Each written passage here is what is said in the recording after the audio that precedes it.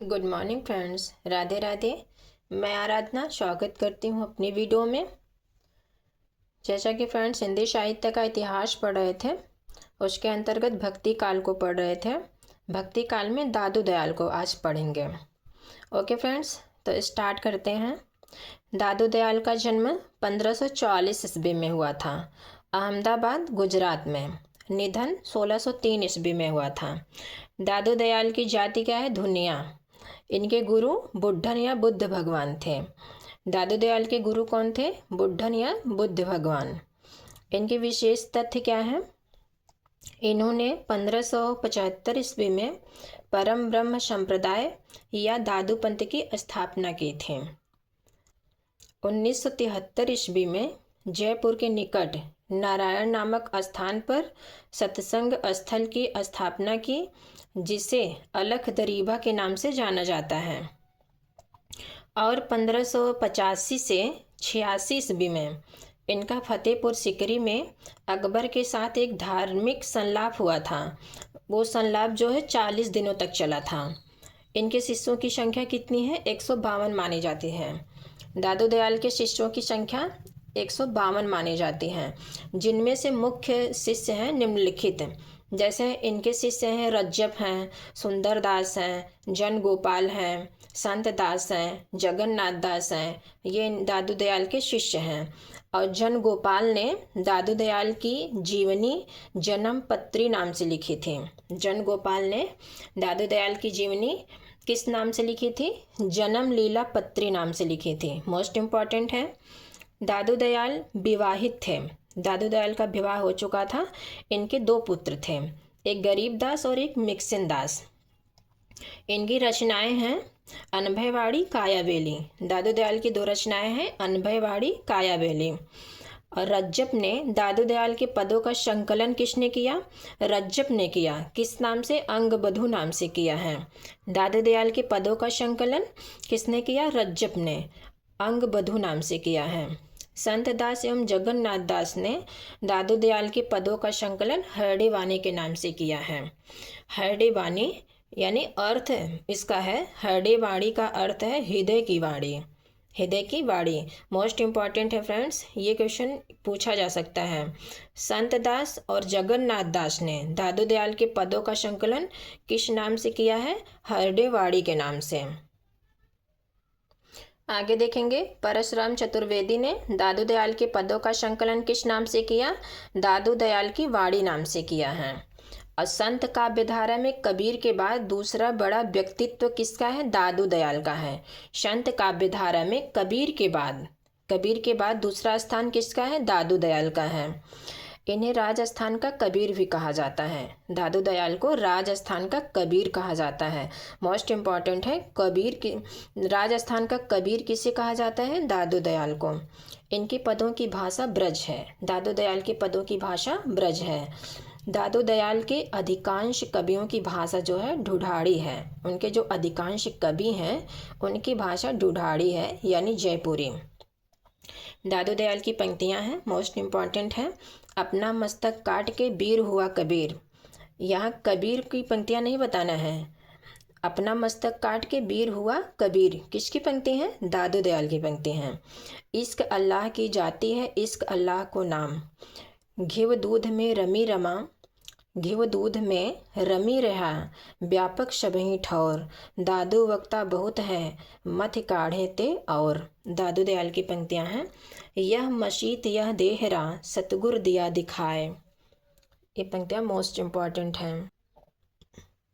आगे देखेंगे सुंदरदास को। सुंदरदास का जन्म 1596 ईस्वी दौसा राजस्थान में हुआ था। सुंदरदास का जन्म कहाँ हुआ था? 1596 ईस्वी में दौसा राजस्थान में। निधन 1689 ईस्वी में।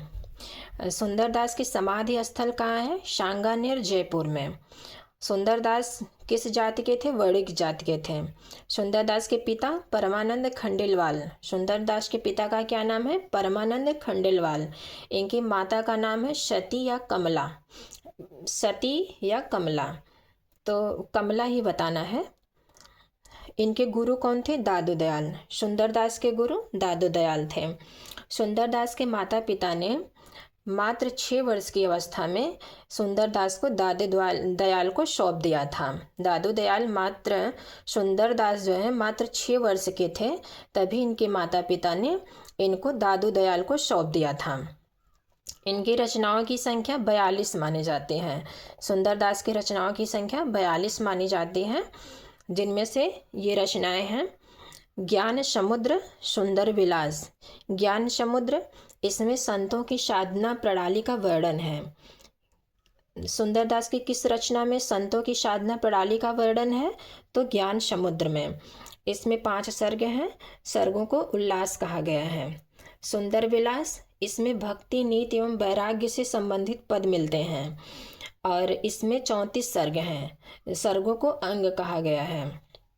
सुंदरदास की और रचनाएं हैं, जैसे सर्वांग प्रदीपिका है, सर्वांग योग प्रदीपिका, सत्संग प्रभाव, पंचेंद्रिय चरित्र, सुख समाधि, अद्भुत उपदेश, स्वप्न प्रबोध, वेद विचार, पंच प्रभाव, उक्त अनूप, ज्ञान झूलना। इनकी और रचनाएं हैं, लेकिन वही 2 रचनाएं मोस्ट हैं, ज्ञान समुद्र और सुंदर विलास। हाँ, ये रचनाएं इनकी मोस्ट हैं। तो ऐसे भी याद कर सकते हैं फ्रेंड्स, ट्रिक्स हैं। मतलब सुंदरदास बहुत ज़्यादा पढ़े लिखे थे, तो इनका ज्ञान कैसा था? सुंदर था, ज्ञान सुंदर था। तो ज्ञान समुद्र, सुंदर से सुंदर विलास। सुंदरदास के प्रमुख शिष्य कौन कौन हैं? सुंदरदास के शिष्य टिकायत दास हैं, नारायण दास हैं और श्याम दास हैं, निर्मल दास हैं, दामोदर दास हैं। ये सुंदरदास के शिष्य हैं। इनकी विशेषताएं क्या हैं? पुरोहित हरिनारायण शर्मा ने सुंदरदास के पदों का संकलन सुंदर ग्रंथावली के नाम से किया है, और जिसके 2 भाग हैं। पुरोहित हरिनारायण शर्मा ने सुंदरदास के पदों का संकलन किस नाम से किया? सुंदर ग्रंथावली के नाम से, जिसके 2 भाग हैं।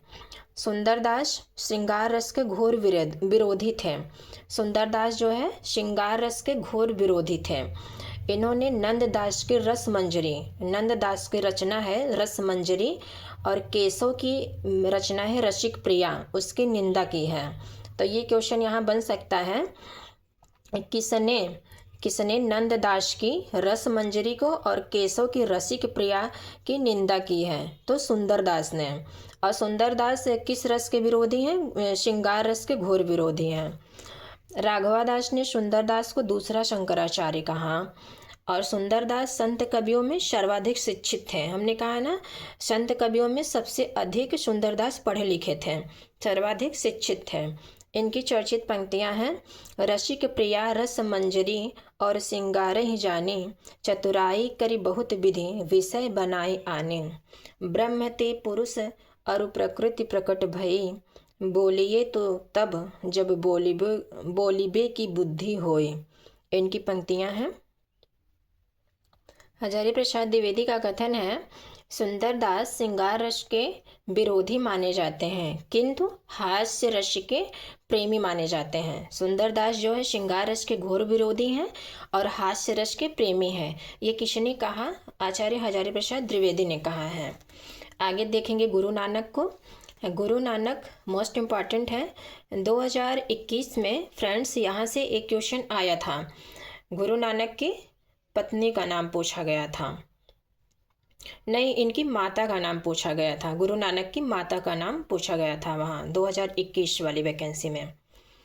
ओके फ्रेंड्स, गुरु नानक का जन्म 1469 ईस्वी में हुआ था। कहाँ हुआ था? राय भाई की तलवंडी, लाहौर के निकट ये पड़ता है, पाकिस्तान में है। गुरु नानक का जन्म 1469 ईस्वी, राय भाई की तलवंडी, लाहौर के निकट, पाकिस्तान में। वर्तमान में यह नाम जो है ननकाना साहब के नाम से प्रसिद्ध है। जो राय भाई की तलवंडी है, वर्तमान में यह नाम जो है ननकाना साहब के नाम से प्रसिद्ध है। इनका निधन 1538 से 39 ईस्वी में हुआ था। गुरु नानक के पिता का नाम कालू चंद खत्री है और इनकी माता तृप्ता देवी थी। यही पूछा गया था क्वेश्चन। इनकी पत्नी सुलक्षणी और ये खत्री जात के थे। गुरु नानक के पुत्र का नाम है श्रीचंद एवं लक्ष्मीचंद। इनके दो पुत्र थे, श्रीचंद और लक्ष्मीचंद। जो श्रीचंद थे, इन्होंने उदासी संप्रदाय की स्थापना की। मोस्ट इम्पॉर्टेंट है, उदासी संप्रदाय की स्थापना किसने की? तो श्रीचंद ने की। गुरु नानक की रचनाएं हैं जपू जी, अशादीवार, नहीं, नसीहतनामा, रोहिला, सोहिला। इनकी रचनाएं जपू जी, असादीवार, नसीहतनामा, रोहिला, सोहिला। एक रहिरास भी है इनकी रचना। जपू जी को नानक दर्शन का सार तत्व माना जाता है। जपू जी को, जो इनकी रचना है जपू जी, उसको नानक दर्शन का सार तत्व माना जाता है। जो नसीहतनामा है वो खड़ी बोली, उसमें खड़ी बोली का प्रयोग हुआ है। नसीहतनामा में खड़ी बोली का प्रयोग हुआ है। गुरु ग्रंथ साहब में नानक के पद महला नामक प्रकरण के अंतर्गत संकलित हैं। गुरु ग्रंथ साहब में जो नानक के पद हैं किस नाम से प्रचलित हैं, संकलित हैं? तो महला नामक प्रकरण के अंतर्गत ये संकलित हैं। नानक जो हैं, गुरु नानक सिख धर्म के प्रवर्तक एवं प्रथम गुरु हैं। सिख धर्म के प्रथम गुरु कौन है? गुरु नानक। और इनके प्रवर्तक भी हैं गुरु नानक। आलोचकों के मत। गुरु नानक की पंक्तियां देखेंगे। जो नर दुख में दुख नहीं माने, सुख स्नेह अरु भय नहीं, जाके कंचन माटी जाने। ये इनकी पंक्तियां हैं गुरु नानक की। आगे देखेंगे धर्मदास को। धर्मदास कबीरदास के शिष्य हैं। धर्मदास कौन है? कबीरदास के शिष्य हैं। धर्मदास जो है वणिक जाति के थे। इन्होंने अपना धन गरीबों में बांट दिया था। तो पूछ सकता है संत काव्यधारा में कौन से कवि ऐसे हैं जिन्होंने अपना धन गरीबों में बांट दिया था? तो वो धर्मदास हैं। इन्होंने 1464 ईस्वी में कबीर के पदों का संकलन बीजक नाम से किया। धर्मदास ने 1464 ईस्वी में कबीर के पदों का संकलन बीजक नाम से किया। इनकी रचनाएं हैं अमर सुख निधान और धनी धर्म दास की वाणी। इनकी दो रचनाएं हैं अमर सुख निधान, धनी धर्मदास की वाणी।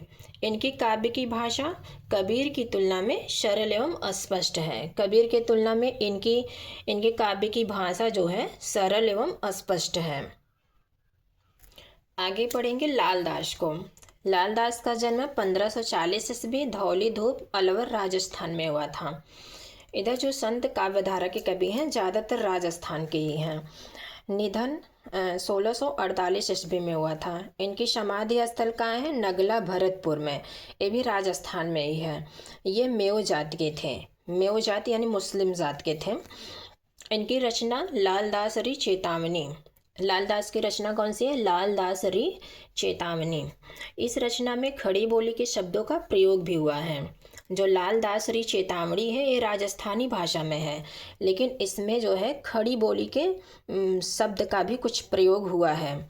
ये हिंदू मुस्लिम एकता के प्रतीक संत माने जाते हैं। ये जो लालदास हैं हिंदू मुस्लिम एकता के प्रतीक संत हैं। इनको अपने अयोग्य शिष्यों के कारण अनेक कष्ट उठाने पड़े। इनके जो शिष्य थे वो शिष्य इनके अयोग्य थे, उसके कारण इनको बहुत सारे कष्ट उठाने पड़े। अगले रचनाकार हैं संत काव्यधारा में रज्जब अली खां। रज्जब अली खां या संत रज्जब। इनका जन्म 1567 ईस्वी सांगानेर जयपुर में हुआ था। निधन 1689 ईस्वी में हुआ था। इनके गुरु दादू दयाल हैं। इनके गुरु कौन है? दादू दयाल। और सुंदरदास के गुरु कौन है? दादू दयाल। तो ध्यान देना है गुरु कौन, ये यहाँ से क्वेश्चन पूछ सकता है किसके गुरु कौन है। इनकी रचना है सबंगी रज्जबवाड़ी। सबंगी रज्जबवाड़ी। रज्जबवाड़ी में अन्य संतों की वाड़ियाँ भी संकलित हैं। और रज्जब ने दादू दयाल के पदों का संकलन अंगबधु नाम से किया था। और ये जो रज्जब हैं, रज्जब अली खां आजीवन दूल्हे के वेश में रहते थे। ये भी क्वेश्चन मोस्ट इम्पॉर्टेंट है। संत काव्यधारा में कौन सा कवि है जो आजीवन दूल्हे के वेश में रहता था? तो वो है रज्जब अली खां। ये आजीवन दूल्हे के वेश में रहते थे। आगे रज्जब अली खां की पंक्तियाँ देखेंगे। संतो मगन भया मन मेरा, अहनिशे सदा एक रस लागा, दिया दरीबे डेरा। इनकी पंक्तियां हैं। वेद सुवाड़ी कूप जल, दुख सो प्रापति होय, सबद साखी सरल सलिल, सुख पीवस सब कोय। आगे देखेंगे जम्भनाथ को। जम्भनाथ को जम्भोजी भी कहते हैं, जम्भेश्वर भी कहते हैं, तो ध्यान देना है। जम्भनाथ, इनका जन्म 1451 ईस्वी में पीपासर नागौर राजस्थान में हुआ था। इनका निधन 1523 ईस्वी में हुआ था। इन्होंने 34 वर्ष की अवस्था में, जम्भनाथ जो हैं 34 वर्ष की अवस्था में एक भी शब्द का उच्चारण नहीं किया था। जम्भनाथ जो हैं 34 वर्ष के हो गए थे, तब तक भी 34 वर्ष की अवस्था तक एक भी शब्द का उच्चारण नहीं किया था। इन्होंने एक भी शब्द बोला नहीं था। ये बिश्नोई संप्रदाय के प्रवर्तक हैं। तो बिश्नोई संप्रदाय के प्रवर्तक कौन है? जम्भनाथ, जम्भो जी। साधना के 29 नियम बताए हैं। इसमें इन्होंने साधना के 29 नियम बताए हैं। 20 + 9 29 नियम। इनके शिष्यों की संख्या 52 मानी जाती है, जिसमें से 4 इनके मुख्य शिष्य हैं, जैसे लोहा पागल, हावली पावजी, दत्तनाथ, मालदेव। इनके 4 मुख्य शिष्य हैं। ये पर्यावरण के संरक्षण संत माने जाते हैं। जम्भनाथ जो हैं पर्यावरण के संरक्षक संत माने जाते हैं। इनकी कोई रचना उपलब्ध नहीं है। आगे देखेंगे इनकी चर्चित पंक्तियाँ। गगन हमारा बाजा बाजे, मरत फल हाथी, संशय का बल गुरु, मुख तोड़ा 5 पुरुष मेरे साथी। इनकी चर्चित पंक्तियाँ हैं। अगले संत कवि हैं हरिदास निरंजन। हरिदास निरंजन का जन्म 1455 ईस्वी डिडवाड़ा नागौर राजस्थान में हुआ था। निधन 1543 ईस्वी में हुआ था। हरिदास निरंजन के गुरु प्रागदास थे। प्रागदास कौन है? दादू पंत वाले। इन्होंने निरंजन संप्रदाय की स्थापना की। निरंजन संप्रदाय की स्थापना किसने की? हरिदास निरंजन ने। इस संप्रदाय को नाथ पंथ एवं संत मत के बीच की योजक कड़ी माना जाता है। इनकी रचनाएं हैं हंस प्रबोध ग्रंथ, निरपक्ष मूल ग्रंथ, संग्राम जोग ग्रंथ, पूजा जोग ग्रंथ, समाधि जोग ग्रंथ। इनकी रचनाएं हैं। अब अगले संत कवि को देखेंगे। अगले संत कवि को देखेंगे मल्लुक दास। मल्लुक दास भी मोस्ट इम्पॉर्टेंट हैं। इनकी एक पंक्तियाँ बहुत चर्चित है फ्रेंड्स। अजगर करे न चाकरी, पंछी करे न काम, दास मल्लुका कह गए सबके दाता राम। इनकी पंक्तियाँ हैं। इनका समय जो है डॉक्टर नगेंद्र के अनुसार 1574 ईस्वी है और निधन 1682 ईस्वी में। यही सर्वमान्य मत है। गणपत चंद्र गुप्त ने इनका समय 1574 ईस्वी माना है और निधन 1682 ईस्वी माना है। आचार्य रामचंद्र शुक्ल इनका जन्म क्या मानते हैं? विक्रमी संवत 1631 में और निधन विक्रमी संवत 1739 ईस्वी, विक्रमी संवत में 1739 में। इनके पिता सुंदरदास खत्री थे। मल्लुक दास के पिता सुंदरदास खत्री थे और इनके गुरु पुरुषोत्तम दास थे। इनकी जाति जो है खत्री जात के ये थे।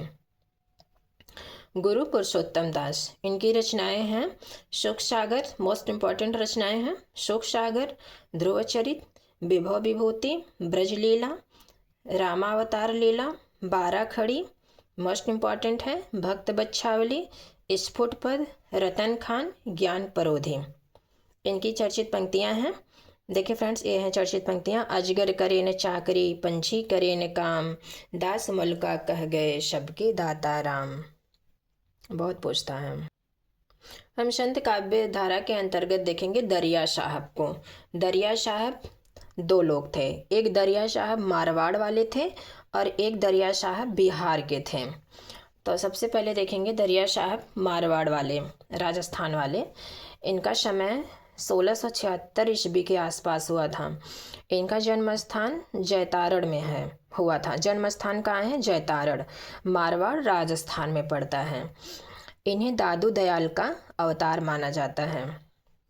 जो दरिया साहब मारवाड़ वाले राजस्थान वाले हैं, इनको दादू दयाल का अवतार माना जाता है। एक कबीर को अपना गुरु मानते हैं। जो दरिया साहब मारवाड़ वाले हैं। इनकी कोई रचना उपलब्ध नहीं है, केवल कुछ शाखियाँ इनकी मिलती हैं। अगले दरिया साहब बिहार वाले को देखेंगे। इनका समय 1674 ईस्वी के लगभग है। इनके पिता पीरन शाह हैं। इनके पिता का नाम पीरन शाह है। ये कबीर के अवतार, ये भी जो है कबीर के अवतार माने जाते हैं। और इनकी रचनाएं हैं दरिया सागर, ज्ञान दीपक, इनकी 2 रचनाएं हैं। और जो मारवाड़ वाले हैं उनकी कोई रचना उपलब्ध नहीं है। इन्होंने दरिया पंथ की स्थापना की। तो दरिया पंथ की स्थापना किसने की? दरिया साहब बिहार वाले। अगले संत कवि हैं चरणदास, मोस्ट इम्पॉर्टेंट है। चरणदास का जन्म 1703 ईस्वी में अलवर राजस्थान में हुआ था। निधन 1782 ईस्वी में हुआ था। इनका मूल नाम क्या है? रणजीत। चरणदास का मूल नाम रणजीत। इनकी जाति वणिक जात के थे। ये वणिक मतलब बनिया जात के। ये चरणदासी संप्रदाय के प्रवर्तक हैं। चरणदासी संप्रदाय के प्रवर्तक कौन है? चरणदास। इनकी 2 शिष्याएं थी, एक सहजोबाई, एक दयाबाई। इनकी रचनाएं हैं अष्टांग योग, ब्रजचरित, योग संदेह सागर, अमरलोक, अखंड धाम वर्णन, भक्ति सागर, धर्म जहाज, योग विज्ञान, षट कर्म हठ योग वर्णन, ब्रह्म ज्ञान सार, सबद। इनकी रचना है सबद। और सबदी किसकी रचना है फ्रेंड्स? आप लोग कमेंट के माध्यम से ज़रूर बताना सबदी किसकी रचना है। भक्ति पदारस, ज्ञान स्वरोदय। इनकी पंक्तियां हैं चर्चित पंक्तियां। आंसू गिरे हेली हमारो हाल, हृदय में पावक जरे, नैना तपि भय लाल। इनकी जो 2 शिष्याएं हैं सहजोबाई और दयाबाई, उनके बारे में यहाँ देख लेते हैं। सहजोबाई का समय 18वीं शताब्दी है और दयाबाई का समय भी 18वीं शताब्दी है। सहजोबाई के गुरु पिता कौन है? हरि प्रसाद। इनके पिता हरि प्रसाद हैं। और सहजोबाई के गुरु चरणदास हैं। सहजोबाई के गुरु चरणदास हैं और जो दयाबाई हैं उनके भी गुरु चरणदास हैं। सहजोबाई की रचना है सहज प्रकाश। सहजोबाई की रचना सहज प्रकाश है। और इनकी जो दयाबाई हैं इनकी रचना है दयाबोध, मोस्ट इम्पॉर्टेंट है दयाबोध। विनय मालिका, इसमें मीरा, जो विनय मालिका है इसमें मीरा के विस्पान का उल्लेख मिलता है। अगले संत कवि हैं पलटू दास। पलटू दास का जन्म 1793 ईस्वी के लगभग माना जाता है। इनके गुरु भीखा साहब हैं। इनकी समाधि स्थल कहाँ है? अयोध्या में। इनका समाधि स्थल पलटू साहब का अखाड़ा नाम से प्रसिद्ध है। पलटू दास जो हैं इनको जीवित जला दिया गया था। पलटू दास को जीवित जला दिया गया था। इनकी कोई रचना उपलब्ध नहीं है। पलटू दास की कोई रचना उपलब्ध नहीं है। इन्होंने अरिल, झूलना, कुंडलियाँ, साखी आदि छंदों में नीति एवं वैराग्य की बातें कही है। इनकी चर्चित पंक्तियां हैं तो क्या शोभे बावरा, चला जात बसंत। अगले संत कवि हैं भीखा साहब। 1713 ईस्वी में इनका जन्म हुआ था खानपुर, बोहना, आजमगढ़, उत्तर प्रदेश में। इनकी रचनाएं हैं अलिफनामा, ककहरा, राम जहाज। अगले संत कवि हैं संत सिंगा। संत सिंगा का जन्म 1519 ईस्वी खजूर बड़वानी रियासत ये मध्य प्रदेश में पड़ता है। निधन 1659 ईस्वी में हुआ था। इनके गुरु मनरंगीर हैं, मोस्ट इम्पॉर्टेंट हैं। संत सिंगा के गुरु पूछ सकता है कौन है? मनरंगीर। इनकी काव्य भाषा क्या थी? निमाड़ी। इनकी रचनाएं हैं। इनकी रचनाओं में सब जगह सिंगा जी लगा हुआ है। तो इनकी रचनाएं सिंगा जी का दृढ़ उपदेश, सिंगा जी का नरद, सिंगा जी का सरद, सिंगा जी का सप्तवार, सिंगा जी की बारहमासी। तो ऐसे नहीं पूछेगा पूरी रचना में कि सिंगा जी की बारहमासी किसकी रचना है। तो ऐसे आप बता लेंगे ना संत सिंगा की है। ऐसे पूछेगा बारहमासी किसकी रचना है, बानी किसकी है, भजन, हाँ संत सिंगा का भजन, आध्यात्म ध्यान, दोष बोध, दृढ़ उपदेश, ऐसे पूछेगा। अगले संत कवि हैं अक्षर अनन्य। इनका समय 1653 ईस्वी के आसपास हुआ था। ये जो है ओरछा नरेश छत्रसाल बुंदेला इनके शिष्य माने जाते हैं ये। इनकी रचनाएं हैं राजयोग, विज्ञान योग, राजयोग, विज्ञान योग। विज्ञान गीता किसकी रचना है? कमेंट में बताना। राजयोग, विज्ञान योग, सिद्धांत बोध, विवेक दीपिका, अनन्य प्रकाश, ब्रह्म ज्ञान। इधर छोटे छोटे कवि हैं, फटाफट देख लेते हैं। अगले संत कवि हैं बाबा लाल। बाबा लाल का जन्म 1590 ईस्वी में कुसपुर पंजाब में हुआ था। निधन 1655 ईस्वी में हुआ था। इन्होंने बाबा लाली संप्रदाय की स्थापना की। बाबा लाली संप्रदाय की स्थापना किसने की? बाबा लाल ने। इनकी रचनाएं हैं असरार ए मार्फत, असरार ए मार्फत। इसमें दारा शिकोह के साथ हुए धार्मिक संलाप का चित्रण हुआ है। एक रचना है नादरियो निकात, गुरु अर्जुन देव। इनका जन्म 1563 ईस्वी में हुआ था। निधन 1606 ईस्वी में हुआ था। इनका जो निधन हुआ था जहांगीर के शासनकाल में हत्या करवा दी गई थी गुरु अर्जुन देव की। ये सिखों के 5वें गुरु हैं। सिखों के 5वें गुरु कौन है? गुरु अर्जुन देव। 1603 से 4 में गुरु ग्रंथ साहिब का संकलन इन्होंने करवाया। इनकी रचना है 52 आखरी सुखमनी 12 मासा। 52 आखरी सुखमनी 12 मासा। अगले संत कवि हैं गुरु गोविंद सिंह। गुरु गोविंद सिंह कोई मोस्ट इम्पॉर्टेंट नहीं है फ्रेंड्स, लेकिन देख सकते हैं गौड़ रसायन में गौड़ कवि भी पूछ सकते हैं, कभी कभी आ जाते हैं वहाँ से भी क्वेश्चन। तो इनका जन्म 1664 ईस्वी में हुआ था। निधन 1718 ईस्वी में हुआ था। ये सिखों के 10वें गुरु हैं। सिखों के 10वें गुरु हैं। सिखों के 5वें गुरु कौन है? गुरु अर्जुन देव। इन्हें 10 मेष के नाम से भी जाना जाता है। 1699 में खालसा पंथ की स्थापना इन्होंने की। इनकी रचनाएं हैं चंडी चरित, विचित्र नाटक और जफरनामा। जफरनामा में औरंगजेब के अत्याचारों का वर्णन है। और एक रचना है इनकी, अगली रचना है ज्ञान प्रबोध। जपू साहब, जपू साहब गुरु गोविंद सिंह की है, लेकिन जपू जी किसकी रचना है? अभी पीछे हमने पढ़ा है तुरंत। जपू जी किसकी रचना है? दशम ग्रंथ शास्त्र नाम माला गुरु नानक की रचना है। जपू जी, असा दीवार, रहरास, रोहिला, सोहिला, नसीहतनामा, ये गुरु नानक की रचनाएं हैं। अगले संत कवि हैं संत रैदास या रविदास, मोस्ट इम्पॉर्टेंट हैं। इनके गुरु कौन थे? संत रैदास किसके गुरु थे? मीरा के। संत रैदास किसके गुरु थे? मीराबाई के। ये रामानंद के शिष्य थे। इनका जन्म 1388 ईस्वी काशी उत्तर प्रदेश में हुआ था और निधन 1518 ईस्वी में हुआ था। यही सर्वमान्य मत है, सही है इनका। और नगेंद्र ने इनका जन्म क्या मानते हैं? 1398 से 1548 ईस्वी। इनकी पत्नी कौन थी? लोना। संत रविदास या रैदास की पत्नी लोना। लोई किसकी पत्नी थी? कबीरदास की ना। लोई कबीरदास की पत्नी थे और रैदास की पत्नी लोना। इनकी कोई रचना उपलब्ध नहीं है। गुरु ग्रंथ साहिब में इनके 40 पद संकलित हैं। रैदास की चर्चित पंक्तियां हैं, अब कैसे छूटे राम नाम रट लागी, प्रभु जी तुम चंदन हम पानी, ओछी जाति ओछा करम, पुण्य ओछो कसब हमारा, नीच से प्रभु ऊंच कियो हैं, कहे रैदास चमारा। इनकी जाति क्या थी? चमार थे। जाके कुटुंब सब ढोर ढोवंत, फिर ही अजोह बनारस आस पास, मन चंगा तो कठौती में गंगा। किसने कहा? संत रविदास ने।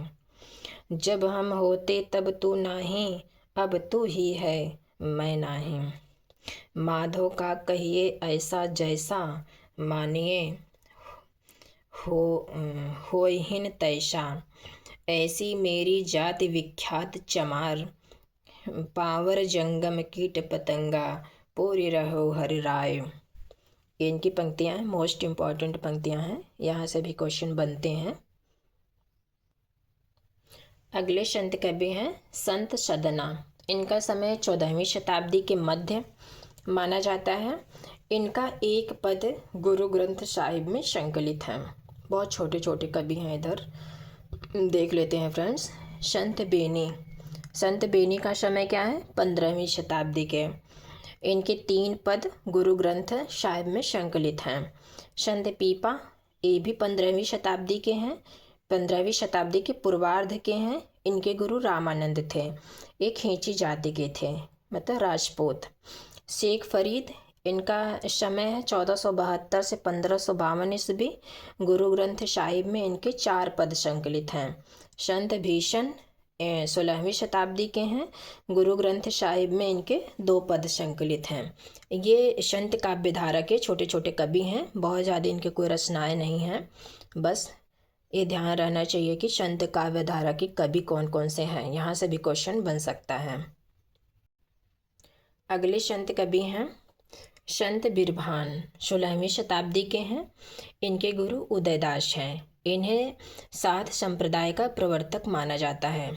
साध संप्रदाय का प्रवर्तक संत बिरभान को माना जाता है। रैदास के अनुयायी साध कहलाते थे। साध किसे कहते हैं? रैदास के अनुयायी जो हैं वो साध कहलाते हैं। तो साध संप्रदाय के प्रवर्तक संत बिरभान हैं। निपट निरंजन स्वामी, इनका जन्म 1539 ईस्वी में डॉक्टर राम कुमार वर्मा के अनुसार माना जाता है। इनकी 2 रचनाएं हैं, शांत सरसी, निरंजन संग्रह। अगले संत कवि हैं Kabirdas. Very very most important हैं कबीरदास। कबीर का अर्थ क्या है? अरबी भाषा का शब्द है। कबीर जो है अरबी भाषा का शब्द है। कबीर किस भाषा का शब्द है? अरबी भाषा का शब्द है। कबीर का अर्थ है महान, ईश्वर, इस्लाम में अल्लाह। ये 37वां नाम अल कबीर बताया जाता है। इनका जो है 37वां नाम अल कबीर बताया जाता है। कबीर का समय भंडारकर मैकॉलिफ एवं माता प्रसाद गुप्त के अनुसार 1398 से 1518 ईस्वी है। यही सर्वमान्य मत है। कबीर का जन्म बील के अनुसार इनका जन्म 1490 ईस्वी है। फरकूहर के अनुसार पूछ सकता है यहाँ किसके अनुसार किसका जन्म, किसके अनुसार कबीर ने कितना जन्म स्थान माना है, तो यहाँ से क्वेश्चन बन सकते हैं। फरकूहर ने कबीर का जन्म 1400 से 1518 ईस्वी माना है। बील ने क्या माना है? 1490 ईस्वी। इन्होंने बस जन्म बताया है, निधन का जिक्र नहीं किया है। बेशकट एवं स्मिथ कबीर का जन्म क्या मानते हैं? 1440 से 1518 ईस्वी।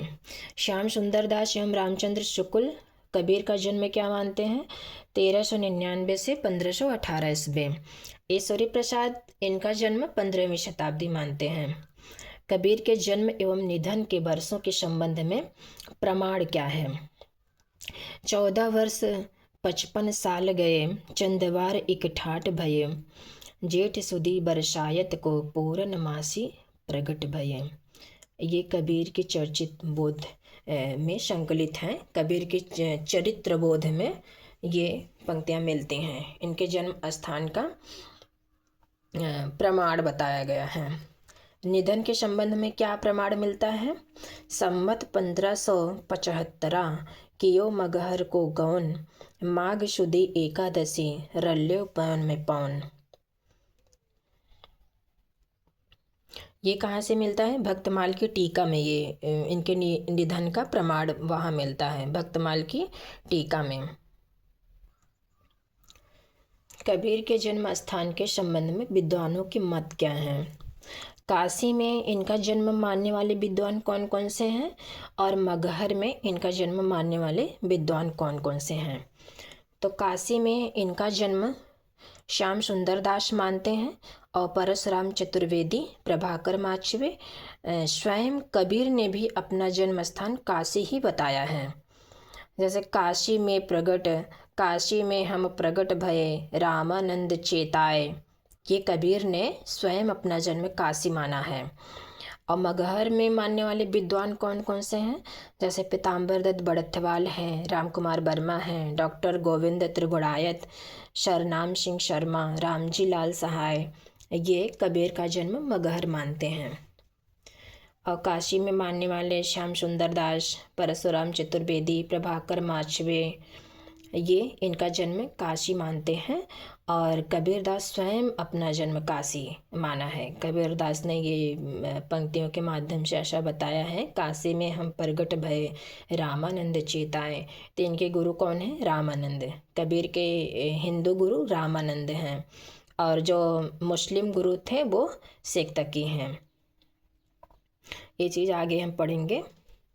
पूर्वी पंजाब में कबीर का जन्म मानने वाले, जो पूर्वी पंजाब में कबीर का जन्म मानने वाले विद्वान हैं भोला नाथ तिवारी। और मिथिला में इनका जन्म कौन मानते हैं? सुभद्रा झा। सुभद्रा झा ऐसा मानते हैं कि कबीरदास का जन्म मिथिला में हुआ था। और आजमगढ़ में इनका जन्म मानने वाले विद्वान कौन कौन से हैं? चंद्रबली पांडे। सारे विद्वान अपने अलग अलग मत दिए हैं, लेकिन सर्वमान्य मत क्या है? सर्वमान्य मत इनका है 1398 ईस्वी में काशी में इनका जन्म हुआ था और 1518 ईस्वी में मगहर में इनका निधन हुआ था। कबीरदास के पिता नीरू थे और माता नीमा थी। कबीरदास के 2 पुत्र पुत्री थे, कमाल एवं कमाली। इनके गुरु देखो, हिंदू मान्यताओं के अनुसार कबीर के गुरु रामानंद हैं और मुस्लिम मान्यताओं के अनुसार पूछिए कबीर के गुरु तो शेख तकी बताना है। कबीर किसके समकालीन थे? सिकंदर लोदी के। तो कबीर की पत्नी कौन है? लोई। कबीर की पत्नी लोई। लोना किसकी पत्नी है? अभी पीछे हम लोग ने पढ़े हैं, तो आप लोग कमेंट में ज़रूर बताना लोना किसकी पत्नी का नाम है। और कबीर की पत्नी लोई। कबीर किस जाति के थे? जुलाहा जात के थे। एक टिप्पणी है, राम कुमार वर्मा ने कबीर की दूसरी पत्नी रमजनिया का भी उल्लेख किया है।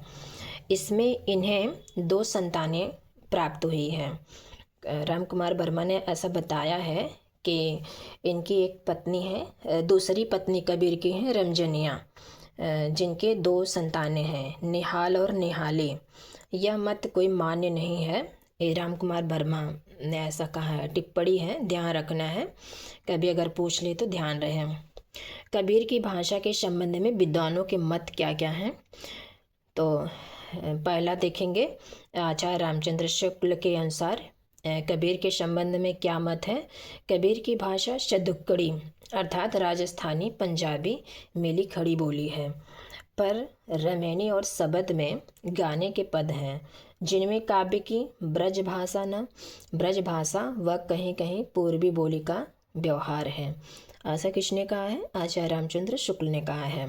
भाषा पर कबीर का जबरदस्त अधिकार था। भाषा पर कबीर का जबरदस्त अधिकार था। वे वाणी के डिक्टेटर थे। वाणी के डिक्टेटर कौन थे? कबीरदास हैं। और किसने कहा? हजारी प्रसाद द्विवेदी ने। ये भी क्वेश्चन बन सकता है। जिस बात को उन्होंने जिस रूप में प्रकट करना चाहा, भाषा से कहलवा लिया। बन पड़े तो सीधे सीधे, नहीं तो दरेरा देकर। किसका कथन है? आचार्य हजारी प्रसाद द्विवेदी का। कबीर की भाषा संत भाषा है। कबीर की भाषा कैसी है? संत भाषा है। इसे हिमाचल के चंबा से लेकर महाराष्ट्र, सौराष्ट्र, बंगाल तक समझा जा सकता है। इसमें खड़ी बोली का गहरा पुट होता था। भोजपुरी, ब्रज और राजस्थानी का भी उस पर प्रभाव था। ये डॉक्टर बच्चन सिंह का कथन है। कबीर हमारी भाषा के रहस्यवादी कवि हैं। किसने कहा? गोविंद त्रिगुणायत ने। कबीर अवधि के प्रथम संत कवि हैं। एक किसने माना? बाबूराम सक्सेना ने ऐसा कहा है।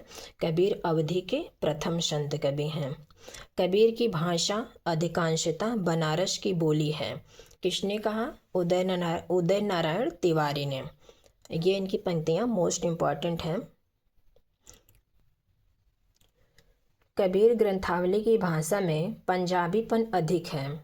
कबीर ग्रंथावली की भाषा में पंजाबीपन अधिक है। किसने कहा? डॉक्टर राम कुमार वर्मा ने। कबीर की भाषा पंचमेल खिचड़ी है। कबीर की भाषा को पंचमेल खिचड़ी किसने कहा? श्याम सुंदर दास ने। तो खिचड़ी कैसे बनती है? पंचमेल, उसमें कई चीज़ें रहती हैं, तो ऐसे भी याद कर लेना है। पंचमेल खिचड़ी किसने कहा? श्याम श्याम सुंदर दास ने कहा। खिचड़ी कैसी होती है? सुंदर होती है, तो श्याम सुंदर दास ने कहा है। कबीर की भाषा पंचमेल खिचड़ी है, जिसमें ब्रज, पंचमेल खिचड़ी का अर्थ यहाँ क्या है? जिससे ब्रज भाषाओं का मिश्रण है। ब्रज, अवधी, पंजाबी, अरबी, फारसी के शब्दों का मिश्रण है, इसलिए इन्होंने कबीर की भाषा को पंचमेल खिचड़ी कहा। किसने कहा? श्याम सुंदर दास ने। कबीर की भाषा ब्रज एवं खड़ी बोली के शब्दों का मिश्रण है। ये किसने कहा? सरनाम सिंह शर्मा ने। कबीर की भाषा देखो यहाँ शॉर्ट में है। कबीर की भाषा को शतुक्कड़ी भाषा किसने कहा? आचार्य रामचंद्र शुक्ल ने कहा। कबीर की भाषा को शतुक्कड़ी भाषा किसने कहा? आचार्य रामचंद्र शुक्ल ने। कबीर को वाणी का डिक्टेटर किसने कहा? आचार्य हजारी प्रसाद द्विवेदी ने। कबीर की भाषा को कबीर को वाणी का डिक्टेटर किसने कहा? हजारी प्रसाद द्विवेदी ने। कबीर की भाषा को संत भाषा किसने कहा? बच्चन सिंह ने। कबीर की भाषा को संत भाषा किसने माना? डॉक्टर बच्चन सिंह ने। कबीर की भाषा को पंचमेल खिचड़ी किसने कहा? श्याम सुंदर दास। अवधि के प्रथम संत कवि कौन है? बाबूराम सक्सेना। ऐसा माना है। कबीर को अवधि का प्रथम संत कवि किसने माना? तो बाबूराम सक्सेना ने। कबीर की भाषा को भाषा के रहस्यवादी कवि किसने कहा? गोविंद त्रिगुणायत ने। पंजाबीपन अधिक है, ऐसा किसने कहा? कबीर की भाषा में पंजाबीपन अधिक है, ऐसा किसने कहा? तो डॉक्टर रामकुमार वर्मा ने। ब्रज एवं खड़ी बोली का मिश्रण है। कबीर की भाषा में ब्रज एवं खड़ी बोली का मिश्रण है, इस सरनाम शर्मा ने कहा। और कबीर की भाषा में बनारस की बोली किसने माना है? तो उदय नारायण तिवारी। मोस्ट इम्पॉर्टेंट है।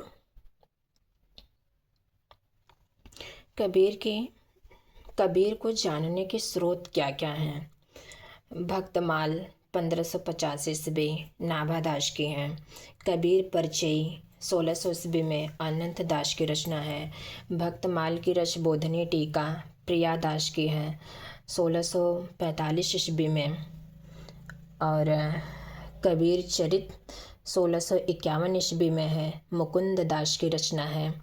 भक्तमाल 1550 ईस्वी में नाभा दास की है, और भक्तमाल 1660 ईस्वी में राघव दास की है। गुरु ग्रंथ साहिब 1604 ईस्वी में गुरु अर्जुन देव की रचना है। तो ये सब रहे कबीर के जानने के स्रोत। कबीर के पदों का संपादन या संकलन किस नाम से हुआ? तो बीजक नाम से। बीजक के संपादक कौन है? धर्मदास ने किया। इनके जो शिष्य हैं, कबीर के शिष्य धर्मदास हैं, और इन्होंने कबीर के पदों का संकलन बीजक नाम से किया 1664 ईस्वी में। साखी शब्द रामायणी किस नाम से? साखी शब्द रामायणी। इसके 3 भाग हैं, साखी शब्द रामायणी। साखी में 69 अंग हैं, और शब्द में 23 अंग हैं, रामायणी में 47 अंग हैं। साखी के जो 69 अंग हैं, ये प्रथम अंग हैं। ये क्या है? प्रथम अंग। गुरुदेव को अंग, जो प्रथम अंग है वो गुरुदेव को अंग है। अंतिम अंग क्या है? अबीहड़ को अंग। अंतिम अंग इसमें साखी में अबीहड़ को अंग है। सांप्रदायिक शिक्षाएं क्या है? इसमें जो है सांप्रदायिक शिक्षाएं हैं। इसकी भाषा शतुक्कड़ी है। यहाँ से पूछ सकता है साखी की भाषा क्या है? शतुक्कड़ी। शब्द इसमें 23 अंग हैं। इसमें माया, जीव एवं ब्रह्म से संबंधित दार्शनिक विचार मिलते हैं। शब्द की भाषा ब्रज और पूर्वी बोली है। साखी की भाषा शतुक्कड़ी है, और शब्द की भाषा ब्रज और पूर्वी बोली है। रामायणी में 47 अंग हैं। बीजक का सबसे महत्वपूर्ण अंग भाग है। पूछ सकता है बीजक का सबसे महत्वपूर्ण भाग कौन सा है? तो वो रामायणी है। रामायणी की भाषा क्या है? ब्रज और पूर्वी बोली। ब्रज और पूर्वी बोली। कबीर वचनावली 1916 ईस्वी में हरिऔध की है। कबीर के पद 1910 ईस्वी में है, जो 9 भाग में है। आचार्य क्षितिमोहन सेन की रचना है। कबीर ग्रंथावली 1685 में है, विक्रमी संवत में है 1685, श्याम सुंदर दास। और कबीर ग्रंथावली 1961 में है, पारसनाथ तिवारी की। ये जो कबीर ग्रंथावली है सबसे प्रामाणिक रचना है। वीडियो थोड़ा लंबी हो सकती है क्योंकि कबीर बड़े रचनाकार हैं, तो इसी वीडियो में हम कबीर को सोच रहे हैं ख़त्म कर दें। कबीर की रचनाओं की संख्या क्या है? 63 डॉक्टर नगेंद्र के अनुसार, जिसमें से 43 रचनाएं इनकी प्रकाशित हैं और 20 रचनाएं अप्रकाशित हैं। इनकी प्रमुख रचनाएं अगाध मंडल है, अक्षर खंड की रामायणी, अक्षर भेद की रामायणी, रेखता, शब्दावली, अनुराग सागर, ज्ञान सागर, कबीर की बानी, ब्रह्म निरूपण, विचार माला, हंस मुक्तावली, अमर मूल, उग्र गीता, कबीर गोरख गोष्ठी, मोहम्मद बोध, विवेक सार इनकी रचनाएं हैं। कबीर पर आलोचनात्मक रचनाएं कौन कौन सी हैं? मोस्ट इम्पॉर्टेंट हैं। कबीर 1942 ईस्वी में, आचार्य हजारी प्रसाद द्विवेदी। कबीर बाज भी कपोत भी पपीहा भी, कबीर बाज भी पपीहा भी कपोत भी, किसने कहा? डॉक्टर धर्मवीर भारती 2000 ईस्वी में। कबीर के आलोचक धर्मवीर भारती। कबीर के आलोचक किसने कहा? धर्मवीर भारती 1997 ईस्वी में। कबीर सूत न कपास 2003 ईस्वी में, डॉक्टर धर्मवीर भारती। अकथ कहानी प्रेम की, कबीर की कविता और उनका समय कविता, किसने कहा? प्रोफेसर पुरुषोत्तम अग्रवाल 2009 ईस्वी में। कबीर ने किससे क्या ग्रहण किया? ये भी मोस्ट इम्पॉर्टेंट है। मांस भक्षण निषेध एवं जीवों के प्रति दया भाव कहाँ से लिया? वैष्णव से। हठ योग नाथ पंथ से ग्रहण किया है। माया मोह का विरोध एवं अद्वैतवादी भावना शंकराचार्य से लिया है। साधनात्मक रहस्यवाद नाथ पंथ से। भावात्मक रहस्यवाद सूफियों से लिया है। मूर्ति पूजा एवं बाह्य आडंबरों का खंडन ये मुसलमानों से ग्रहण किया है। एक ईश्वरवादी भावना मुसलमानों से ग्रहण किया है। ज्ञान मार्गी बातें हिंदू धर्मशास्त्र एवं रामानंद से ग्रहण किया है। जो इनके हिंदू के गुरु थे रामानंद, उनसे ज्ञान मार्गी बातें इन्होंने लिया है। कबीरदास के कथन थोड़ा सा देख लेते हैं विभिन्न विद्वानों के अनुसार, और उसके बाद कबीरदास ख़त्म होते हैं। फिर अगली वीडियो में हम लोग पढ़ेंगे सूफी काव्यधारा को।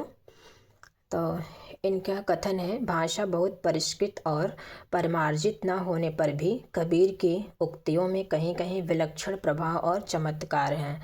आचार्य रामचंद्र शुक्ल का कथन है, कबीर ने अपनी झाड़ फटकार के द्वारा हिंदुओं और मुसलमानों का कट्टरपन दूर करने का जो प्रयास किया वह अधिकांश चिढ़ाने वाला सिद्ध हुआ। ये भी आचार्य रामचंद्र शुक्ल का कथन है।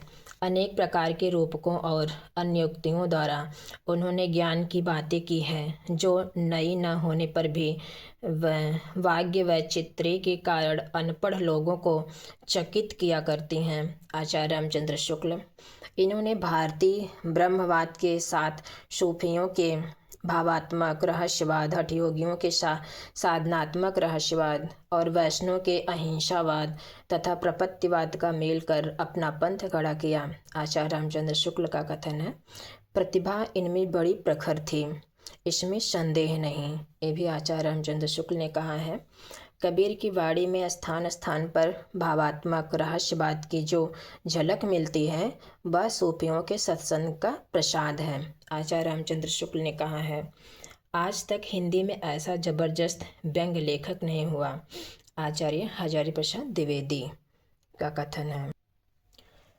हजारी प्रसाद द्विवेदी के कथन देख लेते हैं जो कि वेरी मोस्ट इम्पॉर्टेंट है।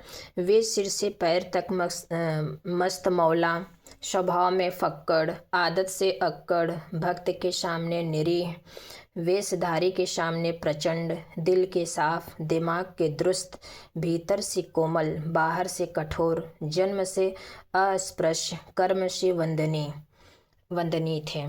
ऐसा किसने कहा? आचार्य हजारी प्रसाद द्विवेदी का कथन है कबीर के लिए। सीधी भाषा में कबीर ऐसी चोट करते हैं कि चोट खाने वाला केवल धूल झाड़ कर चल देने के सिवाय और कोई रास्ता नहीं पाता। आचार्य हजारी प्रसाद द्विवेदी का कथन है। कबीर ऐसे मिलन बिंदु पर खड़े थे जहाँ से एक ओर ज्ञान निकल जाता है, दूसरी ओर जहाँ से एक ओर ज्ञान निकल जाता है, दूसरी ओर अशिक्षा, जहाँ से एक ओर भक्ति मार्ग निकल जाता है, दूसरी ओर योग मार्ग, जहाँ से एक ओर निर्गुण भावना निकल जाती है, दूसरी ओर निर्गुण साधना। उसी प्रशस्त चौराहे पर खड़े थे। कौन? ये कबीर के संबंध में आचार्य हजारी प्रसाद द्विवेदी का कथन है। हिंदी साहित्य के 1000 वर्षों के इतिहास में कबीर जैसा व्यक्तित्व लेकर कोई उत्पन्न नहीं हुआ। महिमा में यह व्यक्ति केवल एक ही प्रतिद्वंदी जानता है, तुलसीदास। ये कथन किसका है? आचार्य हजारी प्रसाद द्विवेदी का। संस्कृत से मुक्त लोक संस्कृति बनाने में कबीर का योगदान महत्वपूर्ण है। रामस्वरूप चतुर्वेदी मोस्ट इम्पॉर्टेंट है। बिना महाकाव्य लिखे वे हिंदी में महाकवि हैं। किसका कथन है? कबीर के संबंध में रामस्वरूप चतुर्वेदी का। कबीर निर्भीक, रहस्यवादी, स्वतंत्र चेतना, परम संतोषी, बाह्य आडंबर विरोधी, सात्विक प्रकृति के तथा क्रांतिकारी सुधारक थे। वे सच्चे अर्थों में सुकवि थे। उनके ऊपर जरा मरण के नियमों का असर नहीं होता था। ये रामस्वरूप चतुर्वेदी का कथन है। कबीर ने अपनी कविता में महान संदेश दिया। रामकुमार वर्मा। कबीर ने अपने रहस्यवाद में अद्वैतवाद और सूफी मत की गंगा जमुना एक साथ बहा दी। डॉक्टर रामकुमार वर्मा ने कहा है, कबीर का काव्य बहुत स्पष्ट और प्रभावशाली है। यद्यपि कबीर ने पिंगल और अलंकार के आधार पर काव्य रचना नहीं की, तथापि उनकी काव्यानुभूति इतनी उत्कृष्ट थी कि वे सरलता से महाकवि कहे जा सकते हैं। रामकुमार वर्मा का कथन है, कबीर पहले व्यक्ति हैं जिन्होंने विभिन्न धर्मों, संप्रदायों, जातियों, वर्णों को निराकर ऐसे समाज की स्थापना का प्रयास किया है जिसमें धर्म, संप्रदाय, ऊंच नीच के भेदभाव के लिए कोई स्थापना नहीं है। पीड़ित, शोषित, अपमानित जन समाज के दुख से जितना सरोकार कबीर का है, भक्ति काल के अन्य किसी कवि का नहीं। ये डॉक्टर बच्चन सिंह ने कहा है। कबीर का सौंदर्य बोध अपारंपरिक और यथार्थवाद है, अतः उनके लिए पृथक सौंदर्य शास्त्र का निर्माण करना होगा। डॉक्टर बच्चन सिंह का कथन है। तो कबीर हुए समाप्त। आज के लिए इतना ही। अब हम नेक्स्ट वीडियो में पढ़ेंगे सूफी काव्य धारा को। तो फ्रेंड्स, मेरी वीडियो कैसी लगी आप लोग कमेंट के माध्यम से ज़रूर बताना। Okay friends, Radhe Radhe.